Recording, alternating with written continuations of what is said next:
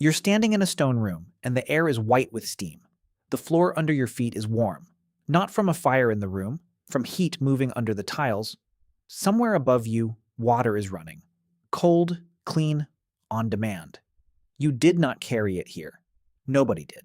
No pump, no motor, no electricity, no engine of any kind. The water walked into this city on its own. It came from a spring in the hills, 60 kilometers away. It has been arriving without stopping for 200 years. It is the year 150. You are in Rome. We call this the ancient world. Ancient sounds like primitive, simple tools, small ideas, men in sandals guessing at the sky. But this room has heated floors, running water, and a drain that works. So how advanced was Rome, actually? Not how impressive, not how beautiful, how advanced. Let's start with the water. In the year 97, the Emperor Nerva gave a difficult job to a man named Sextus Julius Frontinus. He was made curator of Rome's water supply. He did what engineers do. He counted everything. 9 aqueducts fed the city. The oldest, the Aqua Appia, had been running since 312 BC. The Aqua Marcia arrived from the hills around 144 BC, along roughly 90 kilometers of channel. Here's the thing. Almost none of that length sat on the famous arches. Most of it ran underground, cut through rock, falling a few centimeters at a time. And it never stopped. There were no taps to close. Water entered the city and kept moving day and night, forever. It looks like plumbing. It isn't. It's government. Frontinus spends much of his report on theft.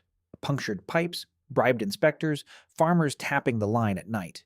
He was not describing a machine. He was describing an institution. But water is the easy part to admire. The stranger question is what they built the channels out of. Around 25 BC, an architect named Vitruvius wrote down a recipe. Take lime. Add volcanic ash from the ground near Pozzuoli in the shadow of Vesuvius. Add rubble. It sets. It sets underwater.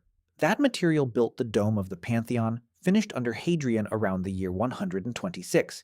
It spans 43 meters. It has no steel in it.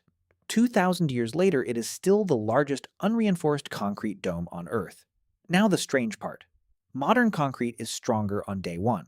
Then seawater eats it. Roman marine concrete does the opposite. In 2017, a team led by Marie Jackson at the University of Utah drilled cores from Roman harbor walls. Inside, new crystals had grown, a rare mineral called aluminous tobermarite. The sea was not destroying that concrete. The sea was finishing it. In 2023, researchers at MIT, led by Admir Masic, argued that the white lumps of lime in Roman mixes were not sloppy work. They are repair kits. A crack opens, water reaches the lime reacts, the crack seals. They built a material that heals itself. But a material means nothing if you cannot move it. So look at the roads. In 312 BC, a censor named Appius Claudius Caecus started a road out of Rome toward Capua, the Via Appia. Layered stone. Drainage both sides. A surface curved so rain runs off it. At its height, the empire had roughly 80,000 kilometers of paved road. It looks like a trade network. It was not built for merchants. It was built so that soldiers arrived before the news of them. A legion covered around 30 kilometers a day on that stone, in armor, with baggage. Augustus laid a courier system on top of it. The cursus publicus, relay stations, fresh horses, fixed intervals. An official message could manage something like 80 kilometers a day. In an emergency, far more. Milestones told you exactly how far you stood from the center. Every one of them counted toward the same place. Not a road network, a nervous system. But the thing at the center of that system was stranger than the system itself. By the 1st century, Rome held about 1 million people. Say that number slowly. No city in Europe would hold 1 million again until London, around 1800. 1 million people do not feed themselves. Egypt and North Africa fed them. Something like 200,000 tons of grain crossed the sea every year.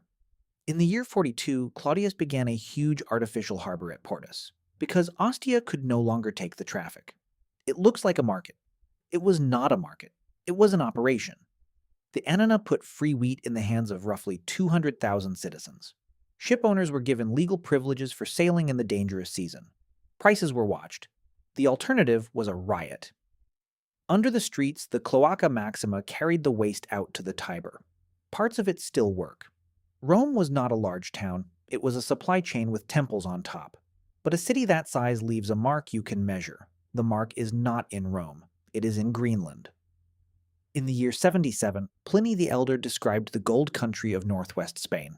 At Las Medullas, engineers drove tunnels into a mountain, filled them with water, and burst the mountain open from the inside. They called it Ruina Montium, the ruin of mountains.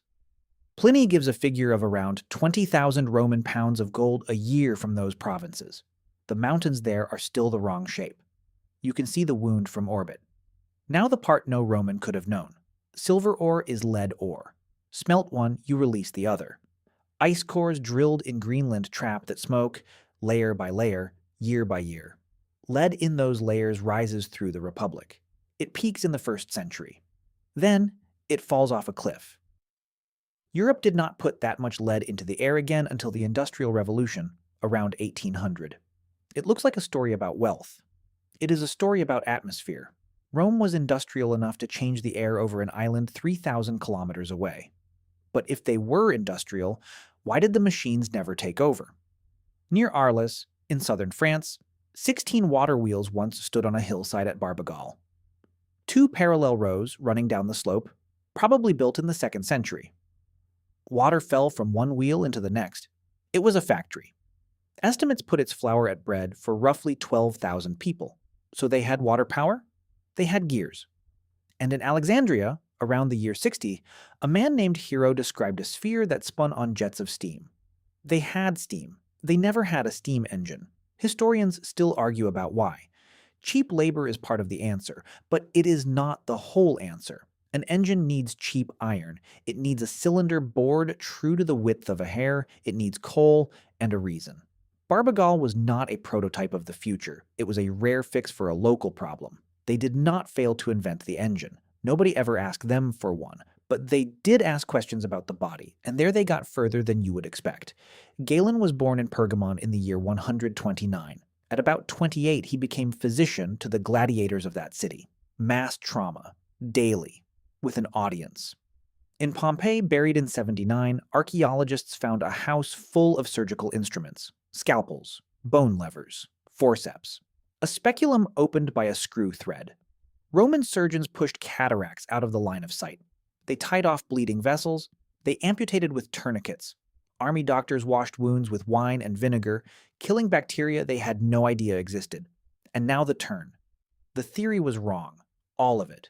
4 humors, blood, phlegm, and 2 kinds of bile. Galen dissected pigs and apes, never a human body, and mapped their organs onto us. Right hands.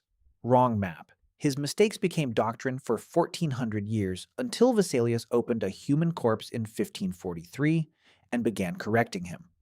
But medicine touches a few thousand. To measure a civilization, look at what ordinary people threw away. Around 50 BC on the coast of Syria, someone worked out that molten glass on the end of a hollow rod can be inflated with breath. Glass stopped being treasure. Glass became packaging.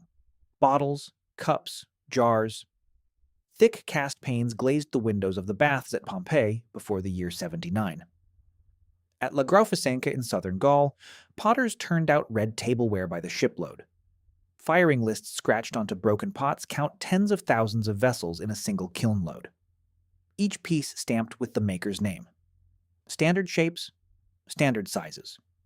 Sold from Britain to Egypt. That is the real signature of an advanced economy.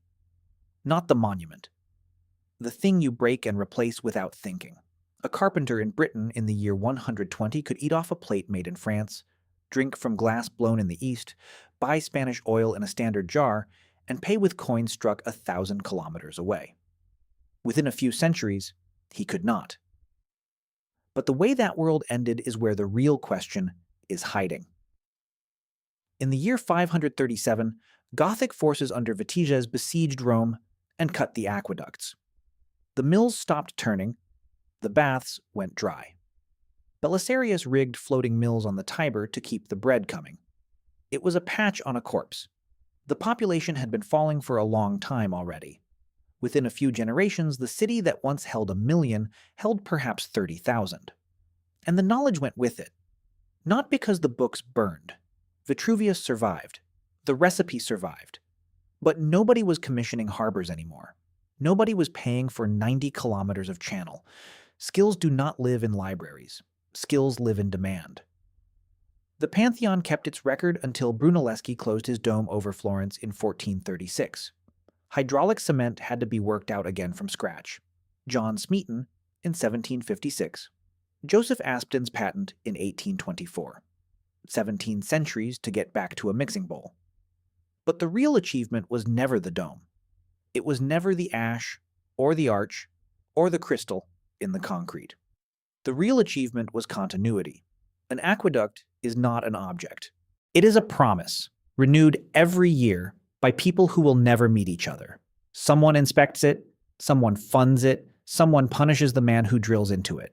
Rome was advanced because ordinary people could rely on things they did not understand. That is the whole answer. So how advanced were they?